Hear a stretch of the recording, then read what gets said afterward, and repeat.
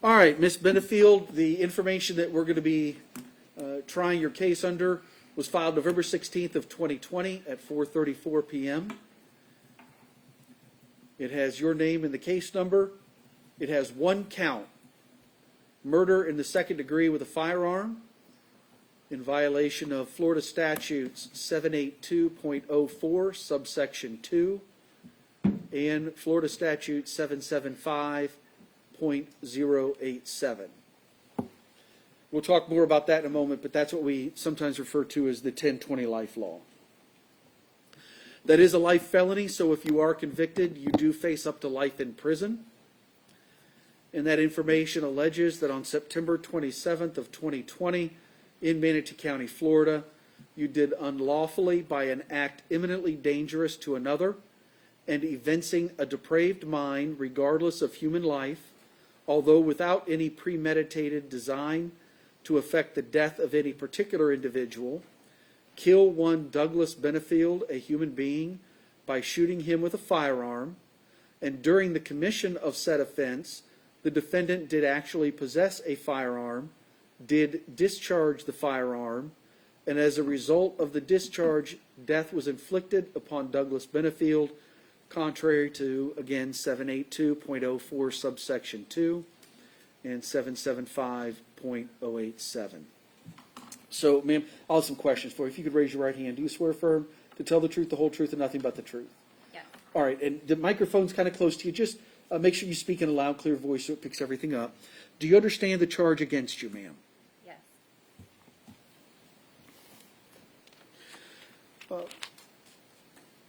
Mr. Taylor, when the veneer panel is brought in and I have all 70 people, near the beginning, I will read the charge to them. I typically just read the heading, so I would say the case you're here for, or the state has, the state has accused Ms. Benefield of murder in the second degree with a firearm. I don't read the body of the information. Do you want me to read the body of the information? No. All right. I don't read the enhancements. I don't read the statute numbers. I just tell them this is the charge. Okay? I will ask on the Monday when we get here, first thing, that each side has a list of witnesses that they intend to call, and to provide that to the court. I'm the one who reads the names of the witnesses to the veneer panel. So if you type them out, that's fine. If you handwrite them, just make sure they're legible. If it's an unusual name, where I might need phonetic spelling, please provide some phonetic spelling for me.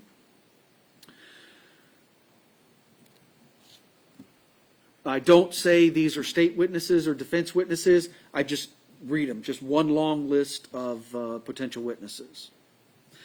All right, evidentiary issues beyond those we've already talked about. State, we are going to have, I assume you're going to use some of the crime scene photos and the autopsy photos. Yes. Are they the same ones that I've already seen? I believe the You can remain, please, you'll remain seated for this. This is just us talking. It's habit. I believe the autopsy photos will probably be exactly the same. And the crime scene, it will be more crime scene photos, but if you're asking about ones of the body, then Yes. I believe those will be the same. Okay. And we'll have those ready on Monday morning, Your Honor. Right, and I want everybody to take a look at those. How about, is there any crime through scene walkthroughs that are videotaped? No. And no body cam. This was pre-body cam. It was Some body pre-body. cam? All right. Any of that body cam that will be of No the... body cam, sorry. Oh, no body cam. I apologize. I'm sorry. Pre-body cam. I apologize. All right, so Mr. Taylor, certainly any objections you have to the photographs that the state's talking about? Because what happens is, whenever this is all about voir dire, right? That's what I'm talking about. Sometimes in cases, as you're well aware, the crime scene photos, the autopsy photos, the child pornography, the child's, whatever it may be, can be quite shocking to the average person, right? We've dealt with it for years. First responders have dealt with it for years, developed some tolerance to be able to see things and not be as shocked. But I like to hear and I like to know if there's anything that's going to shock the jury, an average person. I didn't find any of the crime scene photos or the autopsy photos to be particularly shocking. So I'm not going to go into a big deal about it, but there's a portion where I talk about with the jurors that, sometimes there can be some evidence or testimony that can be shocking or unsettling. And I talk about setting aside those initial reactions and looking at the evidence and considering the evidence in light. It's kind of, you can imagine what the rest of the conversation goes like. But if there's anything in particular you want me to talk about with them regarding these photos, the state will have them. You're probably well aware of them. Certainly let me know, and I can adjust. I have more or less what I say in that particular arena. We handled the redactions earlier for the 911 call. Are there any other redactions that I need to know about? No. So, no, but so we can avoid duplication of effort, is the state going to play the 9/11 tape, in which case I'll defer to them to provide me with their redacted version? Yes and yes. So, Oh, I'm sorry. I thought you weren't playing it. no, well, It's called stealing the thunder, Your Honor. we Okay. weren't playing it until it came in. So we will do the redactions, and we will give you a copy and a copy of the final transcript to see if you agree that the redactions are done appropriately. Right, because then, of course, the transcript is not admitted into evidence, Right. as we all know, but I'm just putting this on the record. So if you guys agree on the transcript, you'll have to let me know ahead of time, make sure copies are ready, and remind me to read the limiting Transcript. instruction Okay, and the and the edited recording instruction. edited recording. I assume the copies are made so that the jurors can follow the audio as it's played. Right. And I have, And it's taken back. yes, I give the instruction. I think I've modified the standard just slightly, where I tell them, I don't think the standard instruction said, it says, hey, we're giving you this, it's to assist you, however, the actual recording is the evidence. I added a little bit to it because I wanted them to know, when we're done, I'm taking those transcripts back. They will not go back with you. So it's an extra sentence. Okay. And are we okay with the way the transcript is now? I mean, if we take out everything that the With court has the ruled, changes that were ordered, yes. then we would agree on the transcript with the changes that are ordered. Okay. Right, subject to objections that I'm sure you're both going to have, right, because on that transcript, I ruled for you and against both of you. So, subject to objections that you're both still going to have to the rulings I've made, Right.